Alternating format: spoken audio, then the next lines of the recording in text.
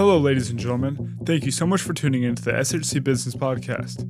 I'm your host, Ethan Sisk, and today we'll be featuring the guardian of the library, Mr. William. In today's episode, we'll be covering why William decided to work at Spring Hill after graduating, the value Burke Library brings, and Spring Hill College's best-kept secret, the Book Nook.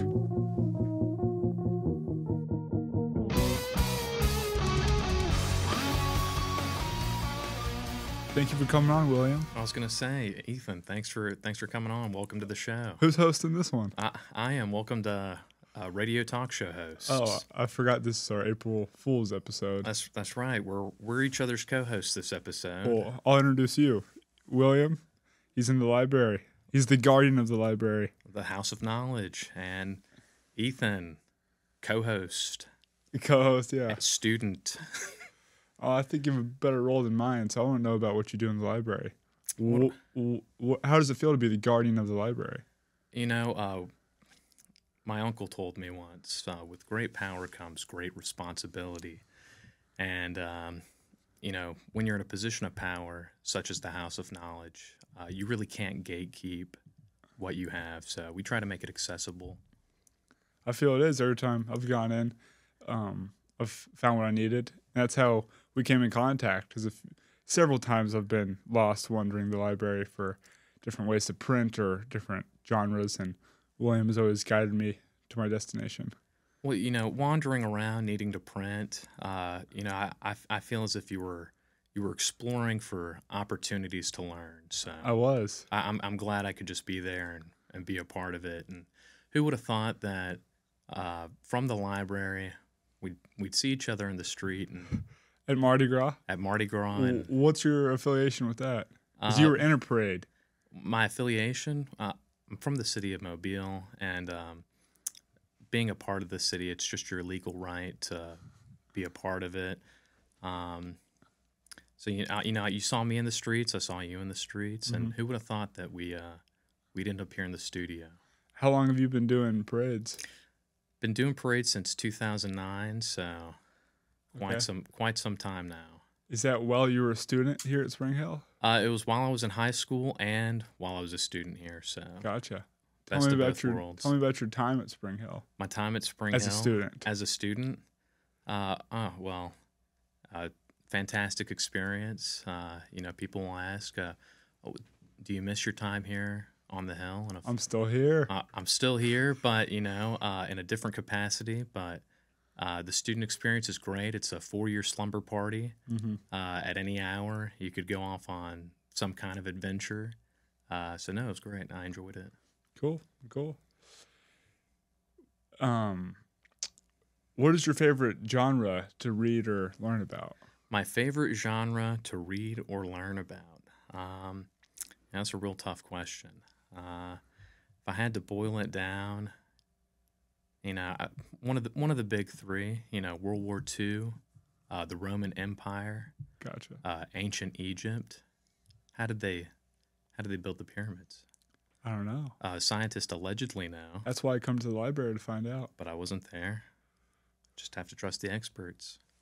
What's your personal theory on how they were built? Ancient aliens. Ancient aliens. Ancient aliens. How are ancient aliens different from? They're older. Okay. they're older. You know, modern aliens, you know, they could be your age, you know, 20, 21. Ancient aliens, 10,000 years old and dead. No longer here. What's the lifespan of an alien? You know, I've never met an alien. The only, you know, extracurricular, you know, sort of creature I might have encountered is Bigfoot. My time in the Boy Scouts, I met Bigfoot, and we still send each other Christmas cards. Yeah. So we keep in touch. They can live for hundreds of years. Where were you specifically when you met Bigfoot? When I met Bigfoot, I was in Cheaha State Park, Alabama, up near McDill Point. Okay. He likes to vacation there during the colder months. It's a little bit warmer than up north. But, you know, it just depends on what time of the year it is. You could catch him down here sometimes, you know. Really? Yeah, I think I saw him down at Gulf Shores over spring break. So. I thought Bigfoots were scared of the water. What do you mean? Avid swimmer. Oh, wow. Yeah, he placed gold in the Olympics. Yeah, For swimming. for swimming. Wow. Yeah. What else did you do during Boy Scouts? What are some memorable times when you look back on your Boy Scout? Looking back on the Boy Scouts, Did you make it to Eagle Scout? I did. I made it to Eagle Nice. Scout. I think 2012. But what do I remember from the Boy Scouts? A lot of fun, just hanging out in the woods. Mm-hmm. You remember a lot of the weather. It's wet. A lot of the bad weather. Yeah. It's cold. Never really dry. It's one of those three. It's like it's wet outside. It's hot outside. It's cold, and hanging out with the boys. That's what it's all about. Building a big fire. Are you able to start one from scratch? I am. A few years back, a couple of friends and we went over in Spanish Fort to the Brookley. I think it's Brookley. I believe so. The Brookley campgrounds, and while we were there, we both used. All three of us used a different method for starting a fire. I used a fire steel. One friend used a lighter, and then our final friend used a single match. So you had 3 different fires going at the same time? No, we just used the same fire pit. Once we got it started, it was pretty easy to just stamp it out and be like, your turn. Were these friends also Boy Scouts? They were. One of them was in the same troop as me. The other one was in a different troop. But I don't know how troops are set up now. But yeah. Is it usually it was affiliated with the local church. So. Oh, okay. Are they all through churches? I don't think they're all through churches. I mean, they could be through, I believe, any kind of organization, but I don't know. Mine was through St. Paul's. Yeah. So, that's a great spot. Right across the street, either side. So how'd you, did you start working here in the library right after you graduated? Right after I graduated? Yes. So after graduating, I applied to work in the library, and I transitioned from student to staff of Spring Hill College.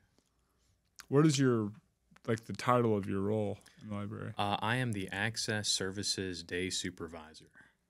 Gotcha. What is your biggest pet peeve that students perform in the library? Biggest pet peeve?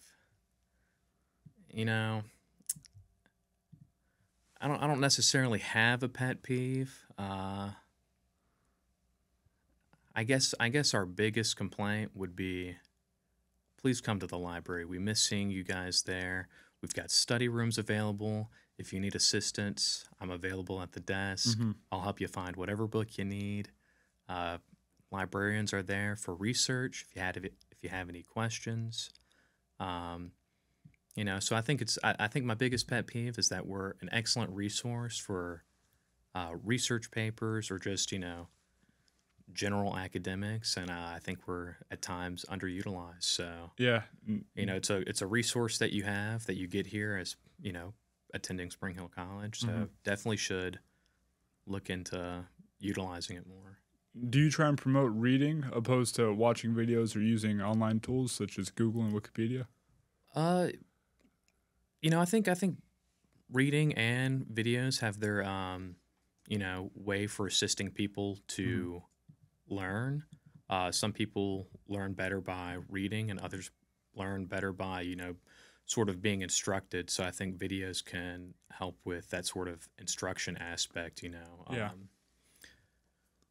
Sort of like people who thrive in an online learning environment compared to people who need that traditional classroom kind of setting. Yeah, I need that traditional for sure. Is there an interesting old artifact you've came across in the library that's piqued your interest? An interesting old artifact? Because I spent some time with Katie up in the archives, and I mean, you got stuff all the way from 1830 and a lot of old books from the 1800s. I'm like, how are those still intact? Yeah, we've got some pretty cool things up in the archives. Old books, ancient swords. Ancient swords. Yeah, ancient swords from lost kingdoms. How'd that make its way to Spring Hill? The Jesuits. The Jesuits. Yeah, We got to keep Always it. the answer. Yeah, got to keep it on the low, you know. Yeah. But no, I think the coolest thing for me is the mascot head. That's stored in the library? Yeah, that's in the archives. It's a historic previous mascot head, and I think it was I think it's the female badger. You know, we got Beaumont. Yes. Whose name was created by Joseph Brennan back in 2016. So he was in your class? Yeah, not my class, a year above, but you were friends with Joseph Brennan. I was friends with Joseph Brennan. Good guy. Gotcha.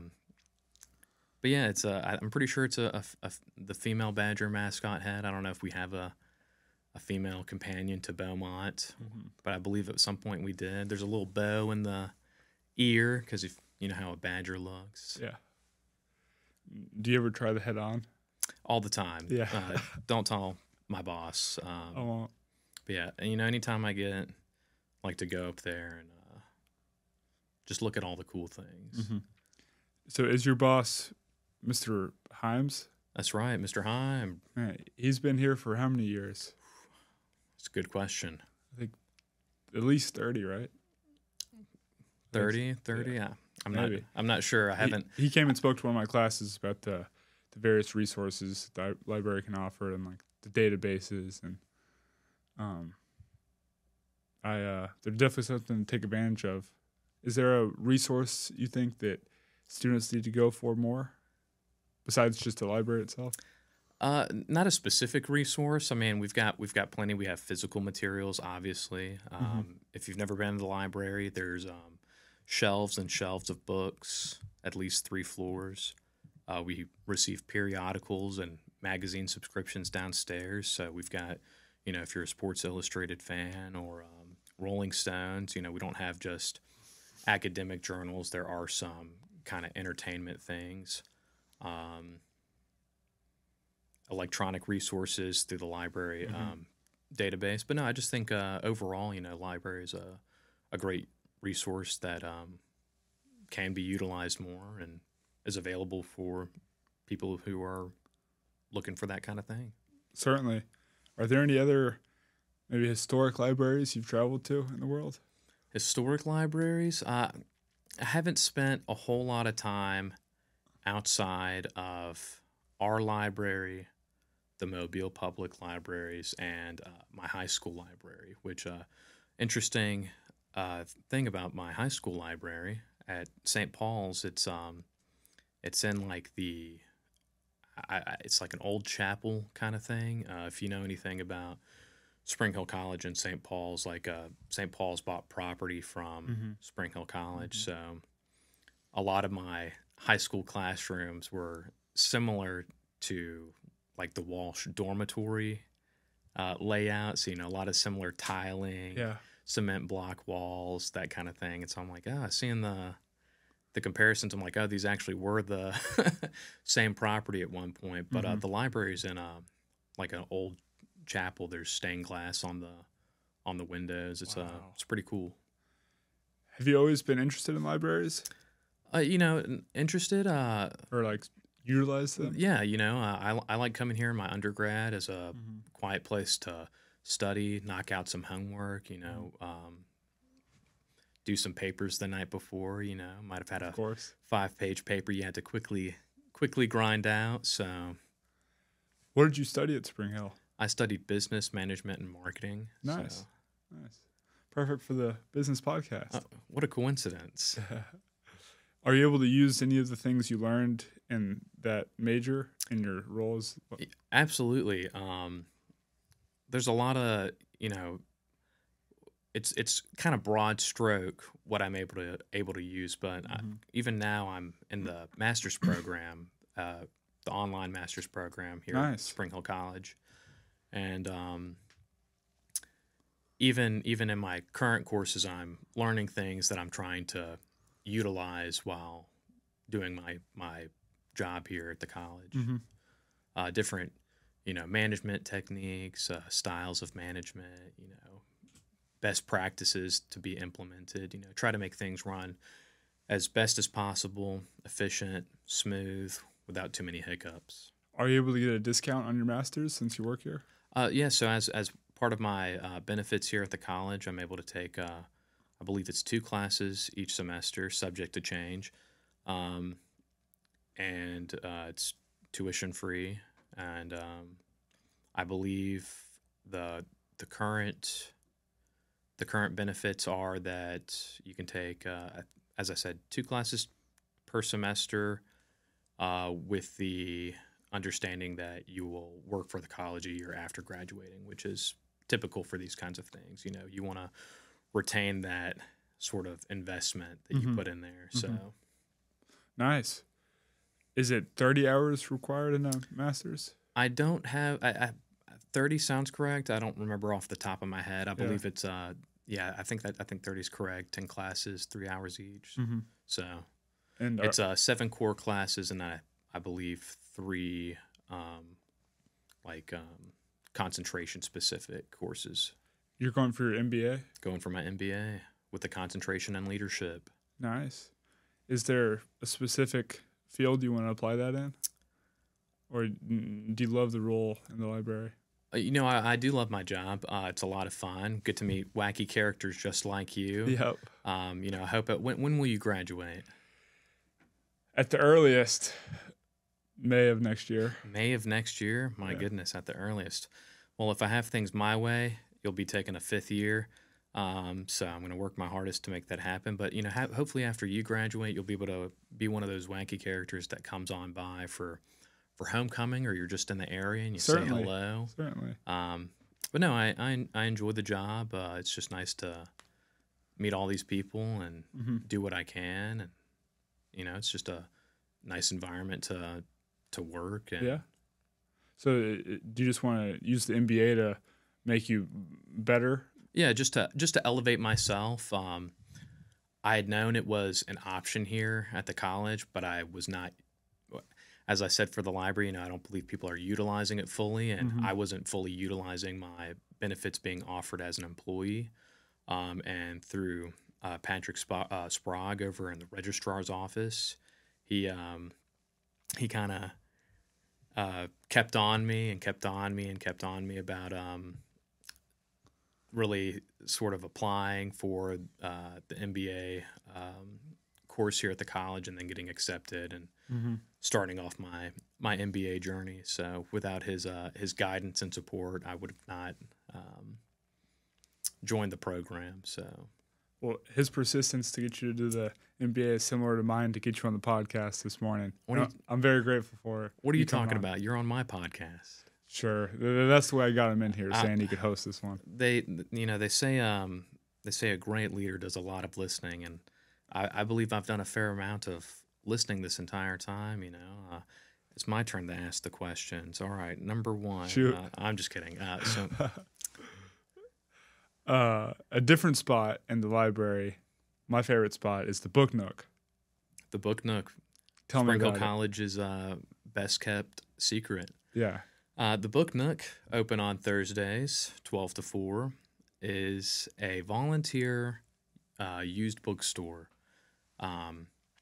If you're looking for volunteer hours, I would suggest looking at volunteering at the Book Nook. They would appreciate any assistance that you can provide, you, the listener, and you, Ethan, as well, if you're looking for some volunteer time. Potentially. But yeah, people can donate, books that they no longer want, or want to provide a new life to the Book Nook, and the Book Nook will resell it at a reasonable cost. Very reasonable. First time I went in there, I didn't have any cash, and I think I picked up 3 books and was planning to do card, and they still let me take them. Yeah, they'll put it on layaway. Yeah. And sometimes interest-free layaway too. Yeah, interest-free layaway, and sometimes you'll be looking around the shelves, and I mean the books are $1, $2. Tops. So very reasonable. Yeah. And after you finish reading it and you don't want it anymore, you can give it back to the Book Nook and start the cycle again. The gift that keeps on giving, the Book Nook. Exactly, the gift that keeps on giving. The Book Nook. Yeah. Let's say it together. The gift that keeps on giving. The Book Nook. Yeah, they're fantastic. Sometimes you'll be checking out and you'll have your little stack of books, and they'll be like, "Hey, did you see anything else that you wanted?" And you could be like, "Yeah, I was looking at that Webster's dictionary over there," or "I really like that thesaurus," or I saw the most interesting Rembrandt over in the corner.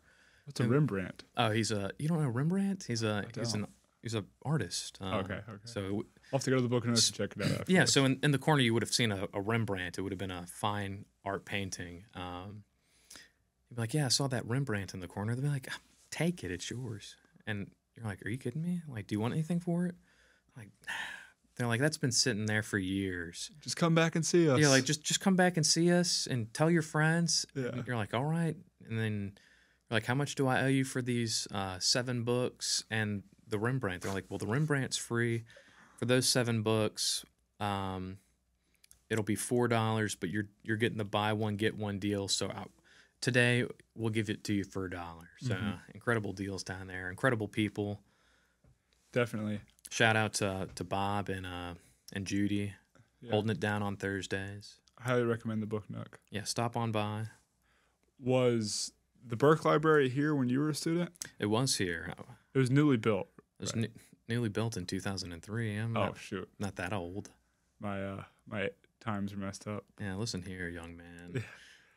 Would you spend time on Spring Hill's campus before you were a student?